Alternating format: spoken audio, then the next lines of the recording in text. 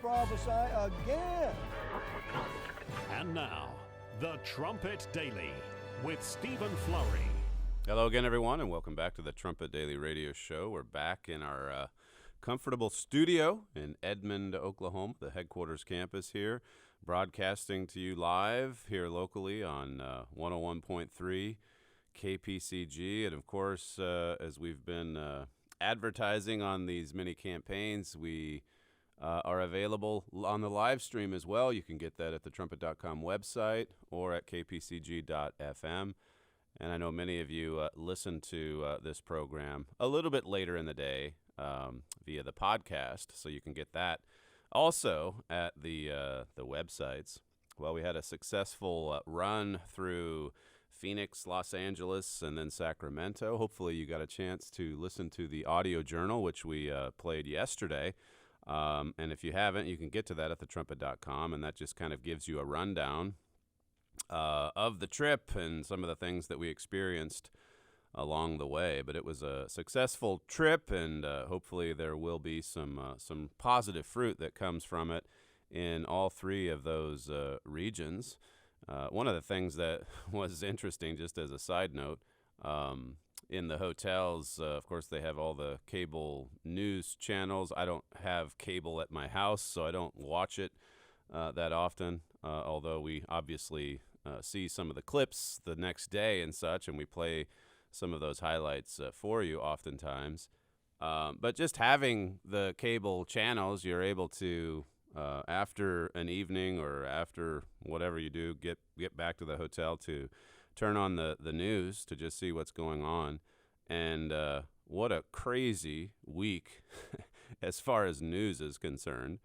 It makes me glad I don't have cable at the house. What a waste of time, so much of it. And they're all saying the same thing. They're all focused on a tweet or a statement. It's as if there's nothing going on in the world. This world is about to explode in violence, and you'd never know it.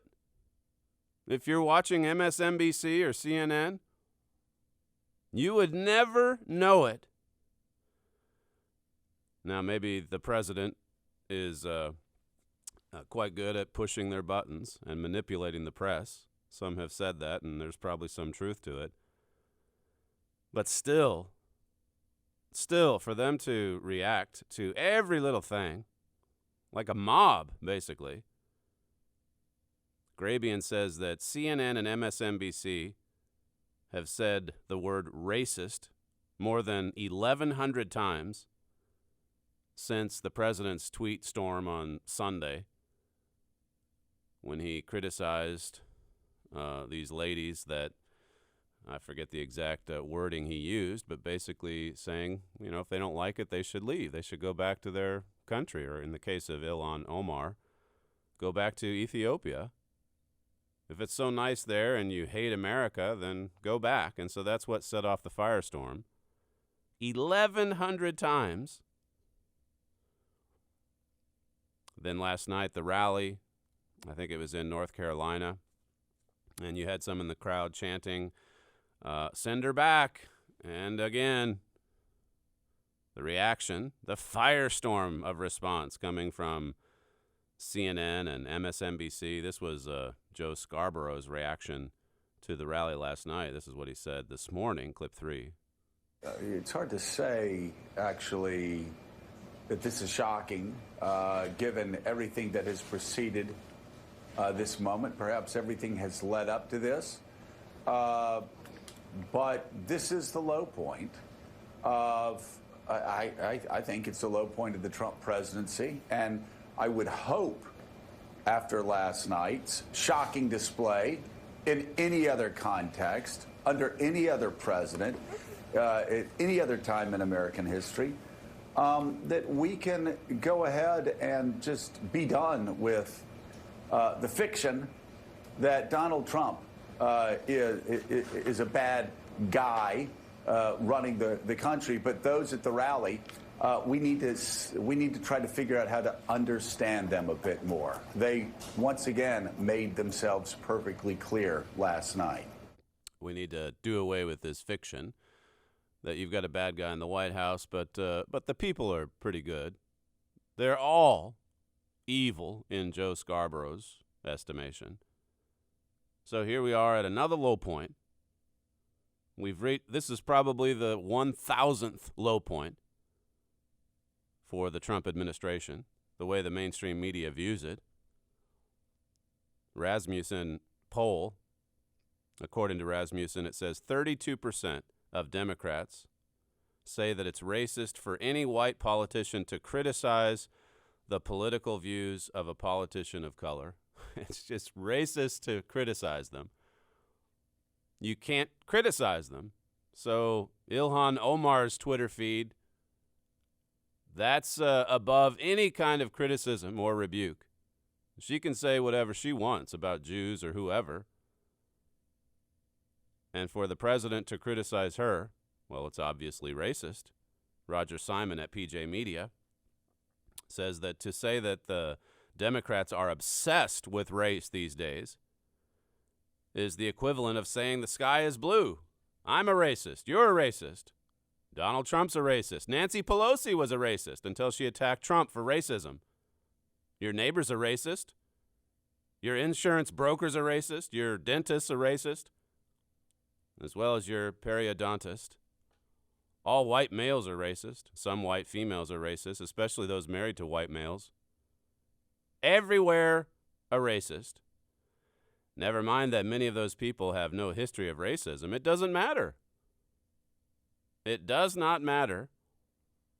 He says the Dems' presidential campaigns are based around proving the other man or woman is more of a racist and vice versa, or about showing you're not so racist as people say you are, even if you are, or even if you pretended to be a race you weren't. And don't you dare criticize Ilhan Omar, or you're a triple racist, even if her ideas are more racist than anyone else's. Got it? Those are the rules, and we've all got to play along with it. Melanie Phillips had a piece about Donald Trump playing the Democrats at their own race game. That's why they're so furious. He's calling them out. He's exposing the double standard. Phillips says he was using the squad to ram home that the Democrats have been taken over by extremists. That's what he was pointing out on Sunday, and then again on Monday. It says, indeed, for offensiveness, it's hard to beat Ocasio-Cortez, who called the U.S. border detention centers concentration camps. Phillips says, for bigotry, look no further than Omar, who has accused American Jews of dual loyalties and being political influences in the interests of Israel. For anti-Americanism, she's talking about these four women. They came out, I think it was, Monday, the big press conference, the response to President Trump's tweets. And they had wall-to-wall coverage, carried live, all the networks. Here are these new, we'll have a story here in just a second, about being led by the children. Here are all these new congresswomen. They've been in office for what, a year? Not even that. Wall-to-wall coverage. Well, it says for anti-Americanism and playing the race card, there's the support by Presley and Tlaib for an article accusing the Declaration of Independence of being sexist, racist, and prejudiced. Not to mention Presley's own racially divisive remark that there's no need for black faces that don't want to be a black voice. If you're a minority and you don't subscribe to our radical leftist views, you don't count, she said. That's one of the four. That's one of the squad. We're being led by children. PJ Media. This is scanning Time Magazine's current roster of the 25 most influential people on the internet. PJ Media says that this doesn't give us much hope for the future of our society. They've got the beauty vlogger on there, something that I was unaware existed until today, says PJ Media. A so-called beauty vlogger, one of the 25 most influential people on the internet. It says, in choosing who made the list, Time evaluated contenders by looking at their global impact on social media and their overall ability to drive news. And so who do we get on this list? James Charles, the so-called beauty vlogger, the Duke and Duchess of Sussex. That's Prince Harry and Meghan Markle. You have AOC, Ocasio-Cortez. It says the unranked list also includes such intellectual luminaries as the South Korean pop supergroup BTS, stripper-turned-rapper Cardi B, and a teen star named JoJo Siwa, whose claim to fame is wearing bright colors and playing with unicorns. These are the most influential voices on the internet. It says being 16 years old and singing catchy, optimistic pop tunes while dressed in intentionally eye-grabbing ways should not elevate someone to the position of influential. Time's inclusion of the young Nebraskan tells me that our society has inverted in how influence is derived. Instead of recognizing, listen to this, and think about Isaiah 3. Instead of recognizing that wisdom comes from experience, we're now led by children. And Time, of course, Time is out there celebrating it. You have to go to PJ Media just to find a pretty good critique. We're being led by children. That's Isaiah 3. It's prophesied. And you watch the news all through this week, all the cable news channels, and you see children. The mentality of children leading the way. The angry, throwing a fit, basically. That's the reaction. And as I said a moment ago, it's as if nothing else is going on in the world. Look at our world today. We just spent a couple of days going through California. And as our driver was pointing out, he works up in the north of the state, collecting meter readings near these fields, these never-ending fields of marijuana. The owners have to guard them from people. They're so popular, people coming in, stealing the marijuana. And they're selling this. It's legal now. They're selling it by the pound.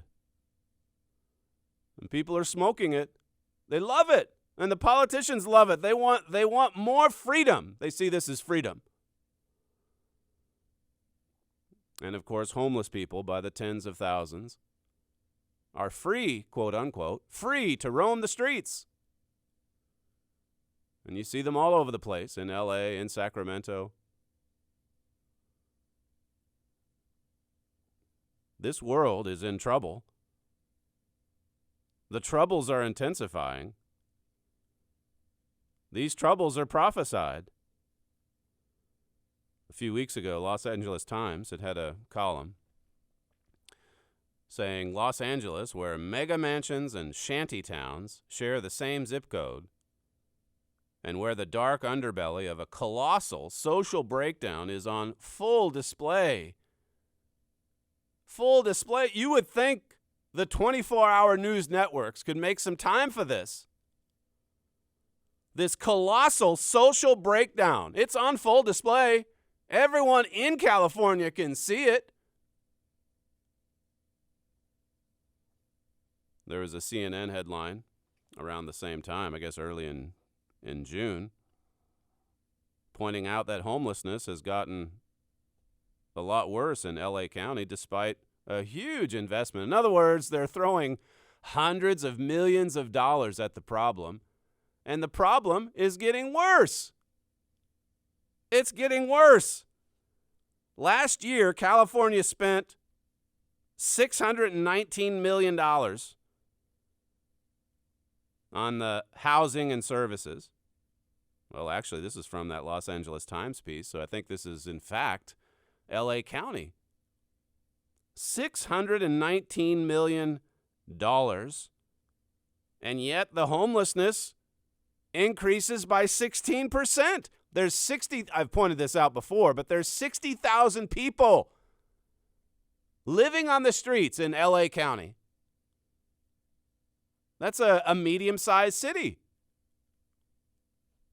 We just have 90,000 people in Edmond, a nicer suburb of Oklahoma City. 90,000 people living in Edmond.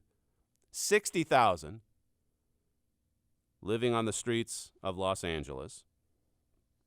This column from the LA Times from June 4th, it says, it's fair to wonder what happened and how it's possible to spend all that money only to see the misery multiply and extend deeper into the West Side and the San Fernando and San Gabriel valleys.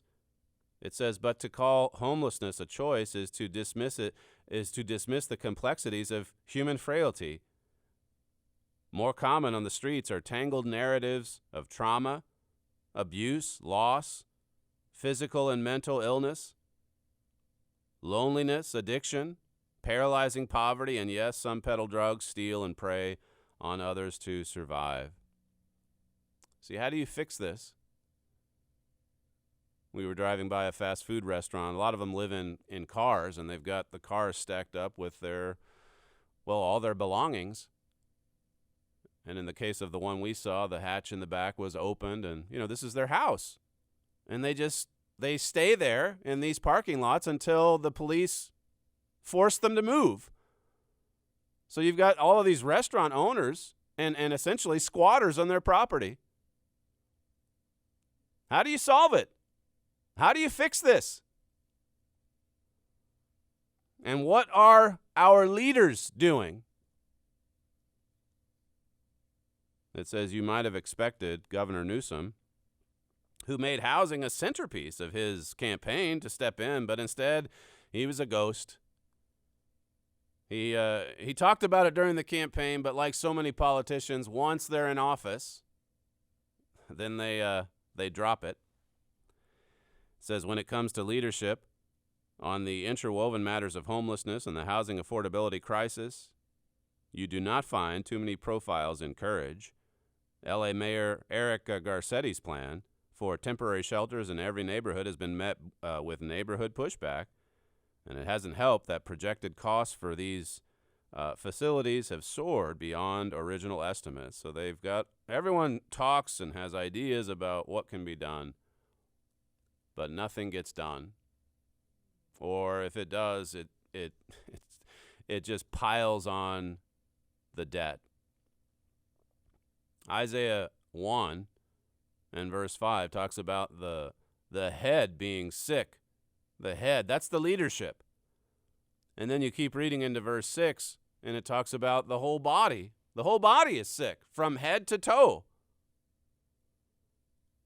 The Los Angeles Times column says, L.A. has been trashed partly because of the spread of encampments, partly because of illegal dumping, partly because the city can't keep up with desperate calls for help. And so California is being trashed. You don't have to go back that far to see the blessings and the wealth and the prosperity that God poured down upon this state, the Golden State. Go back to the 1950s and 60s when people couldn't wait to get to California. Time magazine had a piece in 1963 about the population boom in the 1950s and 60s and what brought people in.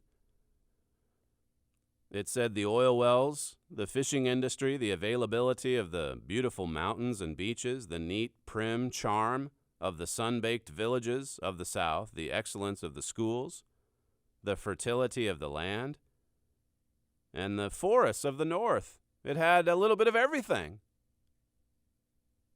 And people poured in. But that started to change coming into the 1970s, the 1980s, and 90s. This article, also from Time, 1991, it says California's fabled magnetism is reversing itself. The escapee, this is in 91. This is long before the homelessness epidemic. But it says here California's failed magnetism is reversing itself. The escapees are being driven away by an accelerating deterioration in the quality of life. Clogged freeways, eye-stinging smog, despoiled landscapes, polluted beaches, water shortages, unaffordable housing, overcrowded schools, and beleaguered industries, many of which are fleeing with their jobs to other states. The very qualities that have lured millions to California for 50 years are threatening to disappear. Well, they have disappeared. And this should stand as a warning for us, because as California goes, so goes the rest of the nation. We're all heading in that direction. We're so far gone. Marijuana fields for as far as the eye can see. And just driving through parts of Sacramento, how sad to see the way that some people are living. These are problems that man cannot fix, that man will not fix. Only God. I read through 1 Peter 4 in one of my campaign lectures, 1 Peter 4 and verse 7, where it says, "But the end of all things is at hand. Be you therefore sober, and watch unto prayer." The end of all things, it's at hand. There's a lot in the Bible. There's a lot in the New Testament about the end of all things. Even the disciples in Matthew 24, remember they came to Jesus and they said, "Hey, tell us, what's going to be the sign of your coming and the end of this world?" They were concerned about it. Shouldn't we be? They were wondering about end-time events, prophesied events, the return of Jesus Christ. Seems like we should be concerned about it. But they're not concerned about it at MSNBC or CNN. They're not concerned about really anything other than tweets. The other day, July 14th, Bastille Day in France. And there were troops from 10 European countries in this parade through Paris. Did that get any coverage on the cable news networks? Deutsche Welle says troops from 10 countries took part in the European Intervention Initiative and paraded down the streets of Paris. A total of 4,000 military personnel, 69 military airplanes, and 39 helicopters were involved in the display. How did the media react to this? Did they react the same way they did when Donald Trump gave a July 4th speech alongside an Abrams tank? You listen to the coverage then, and it's if he's the worst authoritarian dictator in human history. And then in France, 10 days later, on Bastille Day, you had troops and armaments coming from 10 countries of all things, parading through Paris. That's pretty amazing. And it's amazing, isn't it, that there were 10 nations. Now, those 10 nations included the UK, and it didn't include nations from the eastern leg of the oncoming European empire. But still, isn't it interesting that France was putting the focus on a 10-nation military combine? When you think about Revelation 17 and verse 12, the 10 kings, well, that's significant. There's many leaders pushing for a stronger European Union, pushing for the formation of a European army. Ursula von der Leyen, she's one of them. The first woman to run the European Commission. She was voted in just this week. She succeeds Jean-Claude Juncker on October 31st, which is also, of course, the deadline for Brexit. So these are some pretty significant developments. We're in the midst of quite a transition. Britain on the way out. And now Ursula von der Leyen, she's Germany's defense minister. She heads up the European Commission. I mean, she has been pushing and pushing and pushing for a European army. Listen to what Nigel Farage, he's, of course, heading up the Brexit movement in the European Parliament. Listen to what he had to say about, I think this was just before von der Leyen was voted in, clip 1. What you've seen from Ursula von der Leyen today is an attempt for the European Union to take control of every single aspect of our lives. She wants to build a centralised, undemocratic, updated form of communism that will render nation-state parliaments, where the state controls everything, where nation-state parliaments will cease to have any relevance at all. There's Nigel Farage basically being shouted down in the European Parliament because he's there saying this is not a democratic union at all. This is a union that's imposing its will on all of Europe. And he went on to say, I'm so thankful we're leaving. We're getting out of here. Here's what he went on to say about the push to build a European army. Listen to this quote, clip 2. But it is in the aspects of defence that I think people's minds should be focused. She's a fanatic for building a European army, but she's not alone. When it's completed, NATO will cease to exist or have any relevance in Europe at all. And of course, not to be left out of this, French President Emmanuel Macron, on Bastille Day last Sunday, stood at the front of an open-top car with his nascent European defence force behind him, looking for all the world like an updated version of Napoleon. Be in no doubt, 5 years of these people, the European Defence Union will be complete. And what is there for defence can also be used for attack. And you as a House will have no control over it. That's Nigel Farage just the other day. Wow. What's there for defense can also be used for attack. She's a fanatic for building a European army. And as we see this develop, it's going to, well, NATO's going to cease to exist.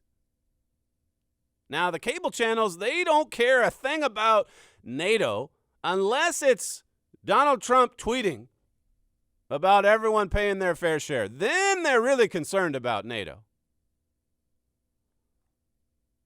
Here she's a fanatic. This is the woman heading up the European Commission now. A fanatic for building a European army. Well, it's all for defense. But as Nigel Farage just pointed out there,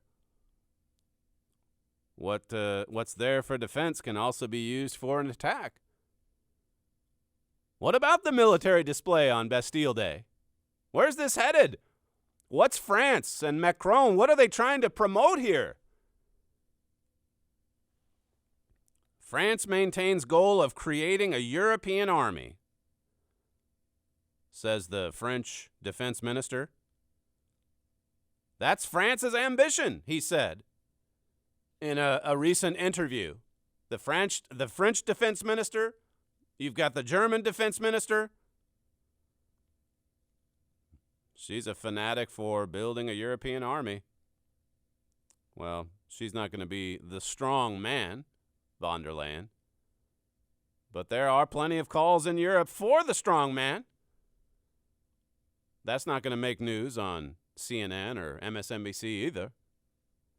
The EU Observer recently had a piece, Rudderless Europe. Will the real Germany please stand up? That's the headline. It says the EU might be relieved to have cobbled together a deal, but make no mistake, Europe is increasingly rudderless, and Europe is floundering because Germany refuses to lead. So yet another commentary urging Germany to step forward, urging Germany to take the lead.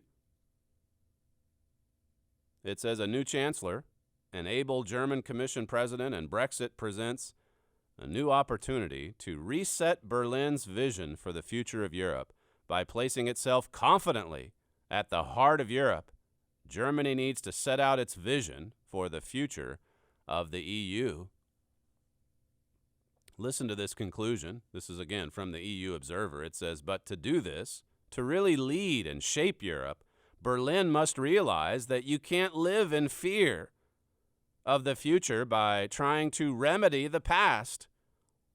Germany deserves more. So does Europe. So here's a prominent EU publication, once again saying that Germany should forget about its past, forget about its history, and just take charge.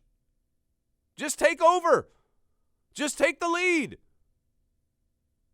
And you've got all of the commentators across the Atlantic saying that Donald Trump is Hitler and that the detention centers at the border, that's concentration camps.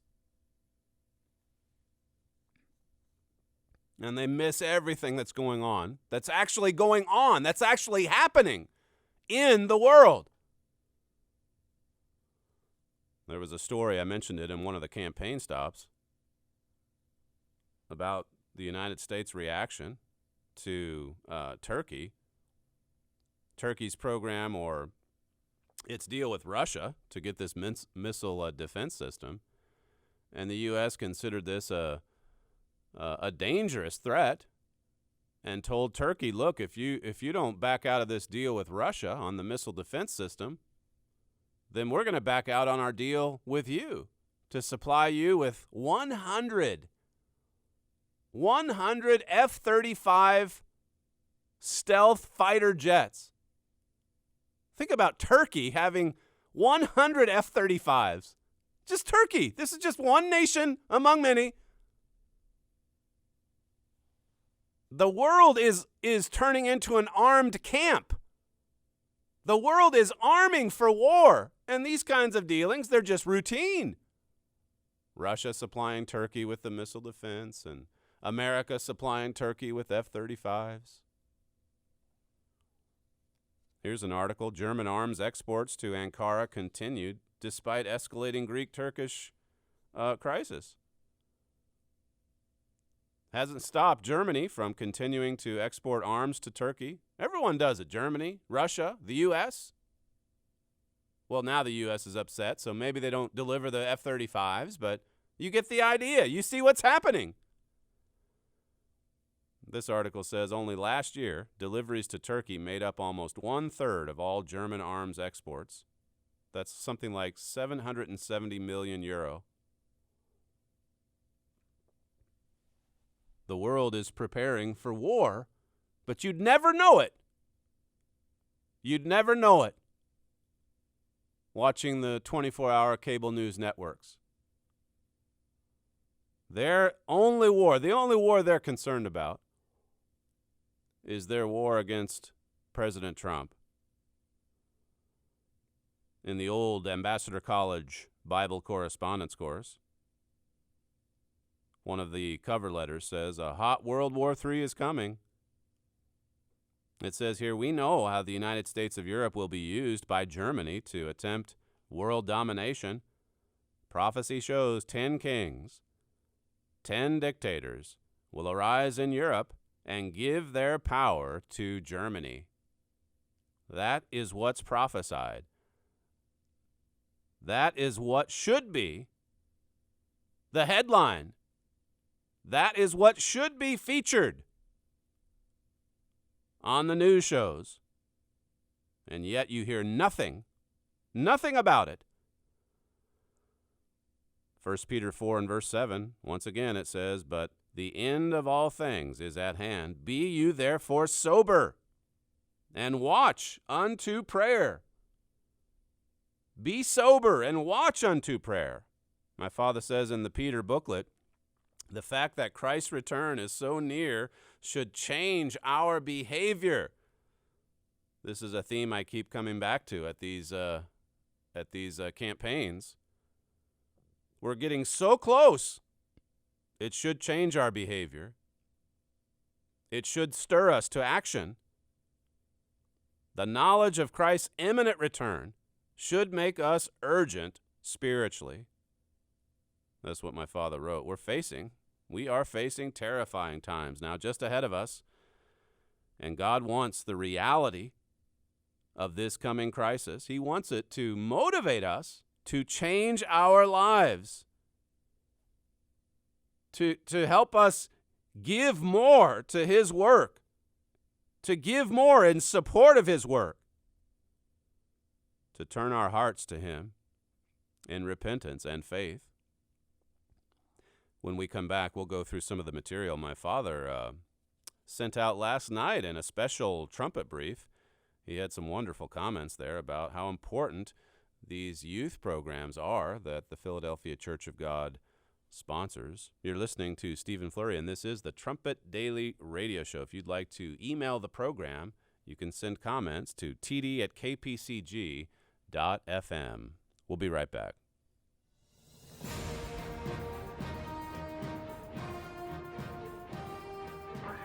This is KPCG-FM, and this is the Trumpet Daily. To America's founding fathers, character meant everything to the success of the nation and its leadership. The Constitution was based upon the fundamental principles of religion and morality. These were the primary building blocks of the American nation. George Washington said, "The foundations of our national policy will be laid in the pure and immutable principles of private morality." Character was no minor issue to America's first president. He regarded it as the basis of national policy. Where did the Founding Fathers develop these ideas? Many of these principles stemmed from the Holy Scriptures. The Bible provided early Americans with the instruction and guidance of how to properly govern one's life. These beliefs helped build a nation of strong families and upright leaders. Today, America has dismissed the Bible as the foundation of developing righteous character. Men now leave it to themselves to determine right from wrong. Where has the rejection of biblically based principles led this nation? There is a cause for these effects. To understand the course of events that have led this nation to its current state, visit thetrumpet.com and click on the Literature tab to request our free booklet, Character in Crisis.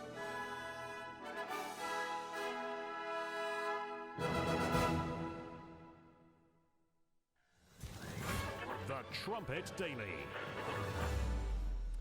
My father sent out a special trumpet brief last night to all of our, I think, 25,000 Trumpet Brief subscribers. He talks about the campus and how there's a little more noise on campus right now with 132 campers enjoying all of these wonderful activities. I was able to speak to them after returning yesterday in 2 lectures during the afternoon. And some of them were hobbling in a little bit from their bumps and bruises in the games that have now started.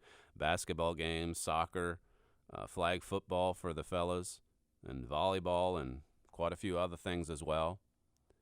And we've got staff here supporting this program. As I was telling the campers yesterday, it's like one big group date as they're able to get to know other young people from both sexes, people of a like mind, and yet it's very structured, and it's a chaperoned group date with counselors and assistant counselors, and then workers and ministers and staff coming from all over the world, Canada, New Zealand, South Africa, the United States, of course.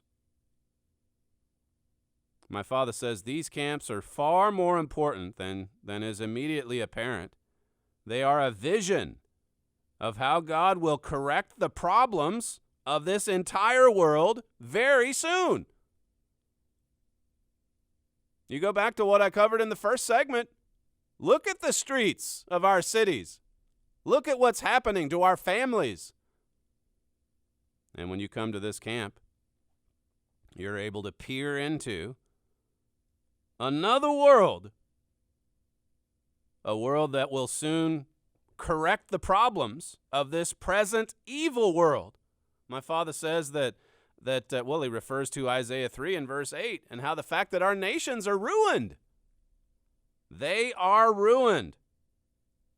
And the main reason for this is because of the upside-down family. The main reason for this is because children are ruling instead of submitting, instead of honoring their parents. O my people, they which lead you cause you to err and to destroy the way of your paths. Women rule over them, it says. Children are their oppressors. That's Isaiah 3 and verse 12. My father says this means many of the nation's young people are unprepared to face life. This is a major reason so many turn to drugs and other forms of escapism. See, you can buy marijuana by the pound. You can just put a big stack of it up in your kitchen and smoke it all day if you like.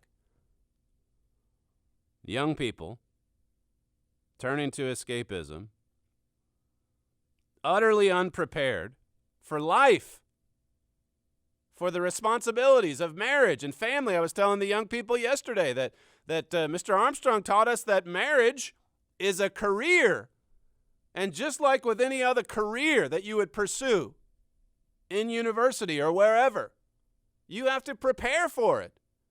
You have to be educated. You have to understand why marriage. You have to know and understand and learn the roles in marriage, the God-ordained roles. They're all laid out there for men and women. So much valuable instruction. It's all there in the Holy Book. The God-inspired, the God-breathed book, but nobody uses it. Nobody reads it. Nobody studies God's truth. Instead, we turn to drugs and other forms of escapism.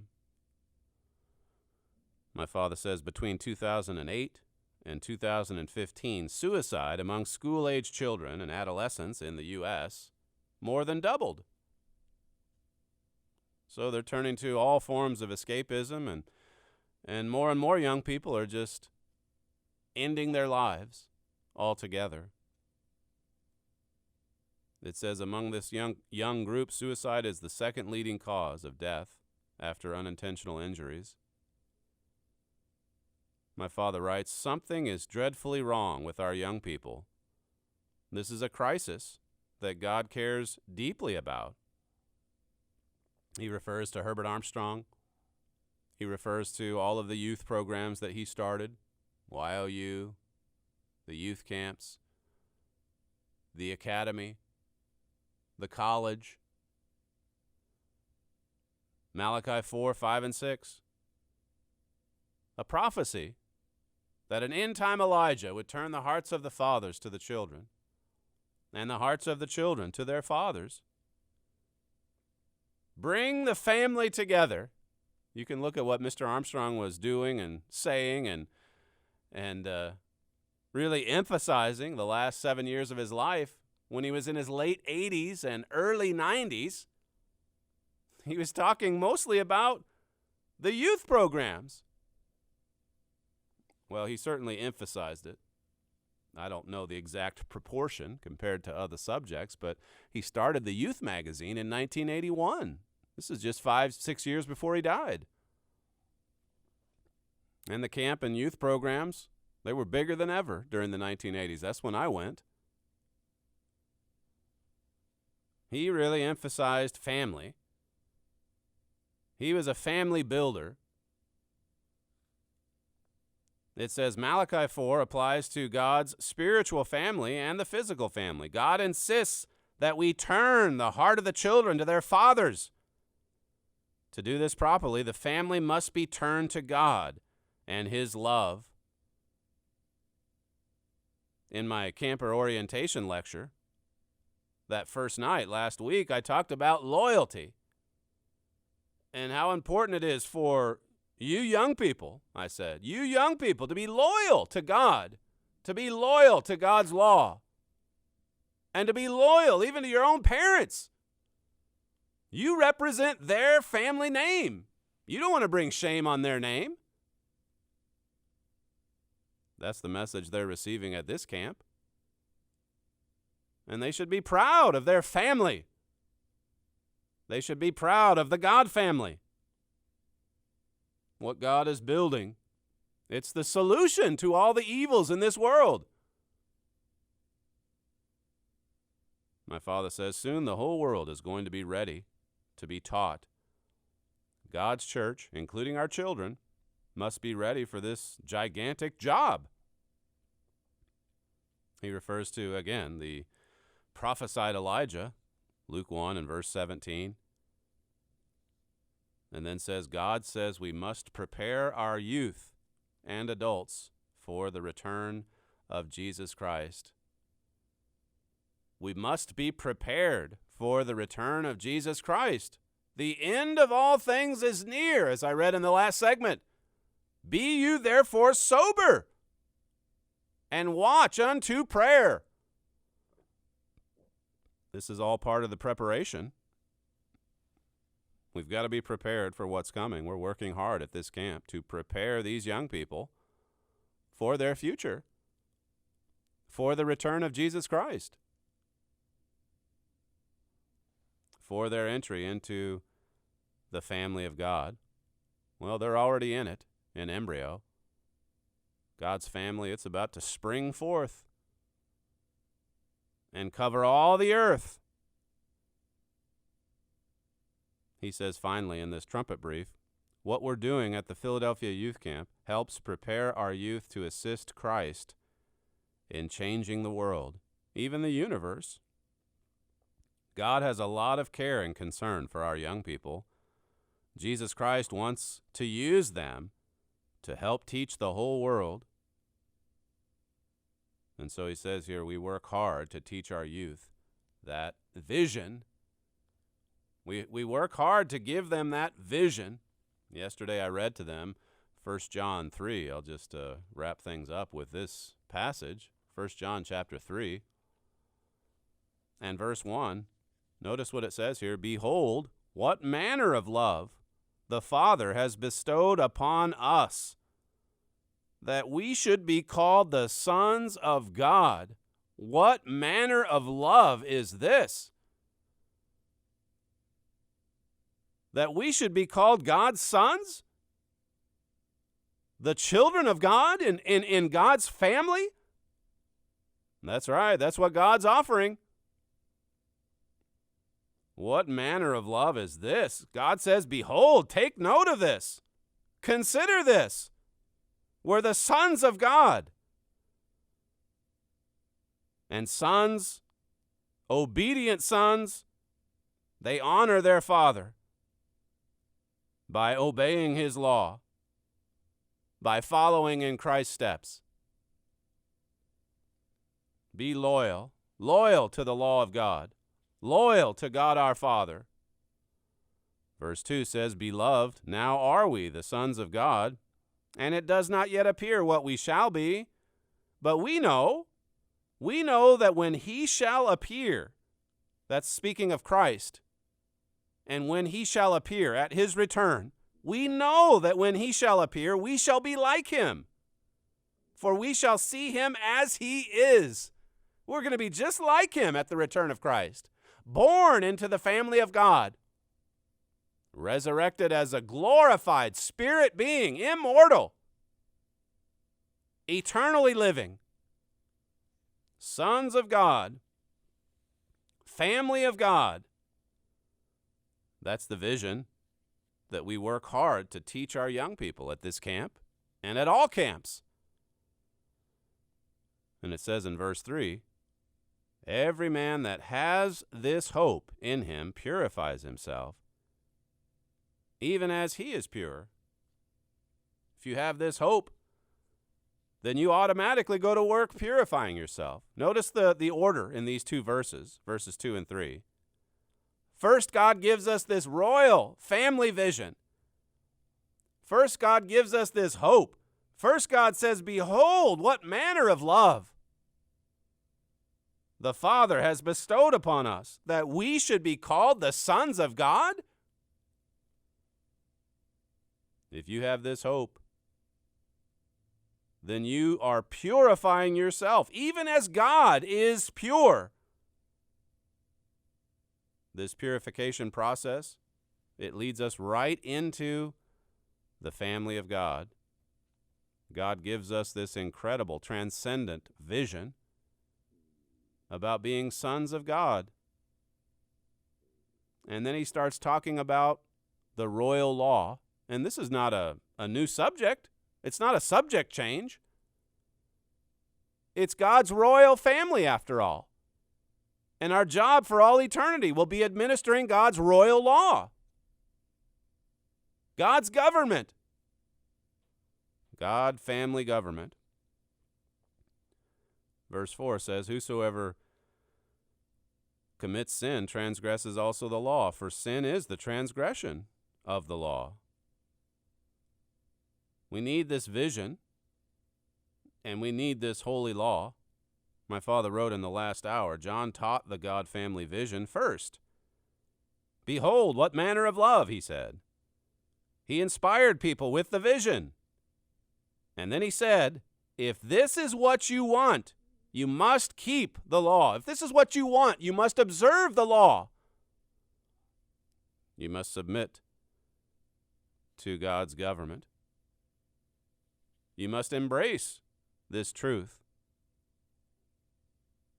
This is what we work hard to teach our youth at PYC. God says judgment. It begins at the house of God. It begins in the church of God. That's 1 Peter 4:17. We're being judged, we in God's church. We're being judged according to how we're living right now. We're all under detailed inspection. God's carefully scrutinizing our lives, our marriages, our families, our young people, our children. He has to. He's preparing us for marriage to Jesus Christ. And so we have to continually remind our young people who they are, what they're part of, where this is leading. The Key of David booklet says we must continually remind our young people that they are God's princes and princesses of the earth. They're part of the first fruits calling. They need this vision stamped in their thinking, emblazoned in their minds. My father gave a message last weekend about the importance of vision. Where there is no vision, the people perish, but he that keeps the law, happy is he. Well, even in that proverb, you see how closely it relates to this passage in 1 John 3. In one verse, you read about the vision and the law. Just like 1 John 3, verses 2 and 3. Verse 2 says, Beloved, now are we the sons of God, and it does not yet appear what we shall be, but we know. We know when he shall appear, we shall be like him, for we shall see him as he is. And then right after that, God says, every man that has this hope in him purifies himself, even as he is pure. And so we have this royal, holy law that we can use to go about our day-by-day purification process. God gives us these laws to ensure happiness and peace and security and plenty, as Mr. Armstrong wrote in The Missing Dimension in Sex. He wants us to lead thrilling, radiant, joyous lives. That's what God wants for us. That's what he wants for our young people, as I told them yesterday. You're listening to Stephen Fleury, and this is the Trumpet Daily Radio Show. We're putting the finishing touches on yet another broadcast here in our Edmond studio in the heart of Oklahoma, right in the middle of the great state of Oklahoma. Email us if you like, td@kpcg.fm. Thank you for joining us today, and we'll see you tomorrow.